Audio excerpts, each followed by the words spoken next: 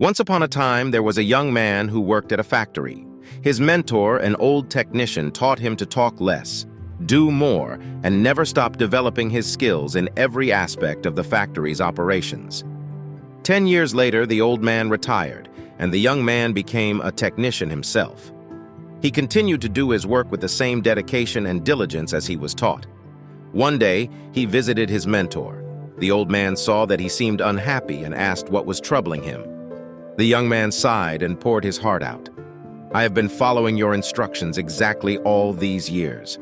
No matter what I work on, I keep quiet and focus on the job. I know I have done good work at the factory, and I have learned all the skills that can be learned there. What I don't understand is that the guys who don't have my experience or capabilities have all been promoted while I am still making as little as I did before when I was your apprentice." The old man asked, "Are you positive that you have become indispensable to the factory?" The young man nodded. "Yes." The old man paced back and forth to think. After a while, he turned to the young man. "Must request the day off using whatever reason you like. It is time for you to give yourself a break." The young man was surprised by this advice, but the more he thought about it, the more it made sense. He thanked his teacher and left quickly to make a time-off request. When he returned to work after his day off, the manager called him into the office to tell him that things did not go well at the factory while he was gone. Others encountered many problems that normally would be handled by him, and they had no idea how to solve them. Realizing his importance, the manager decided to promote him to the position of senior technician to thank him and encourage him to keep up the good work. The young man was grateful for his mentor's wisdom. Surely he thought this was the secret to success. From that point on, whenever the young man felt like he deserved more than what he was getting, he would take a day off. When he came back the next day, the situation would improve to his satisfaction. This pattern continued for months. One day, the young man found that he was blocked from going into the factory. Much to his shock, he found out that his employment was terminated. He could not believe it.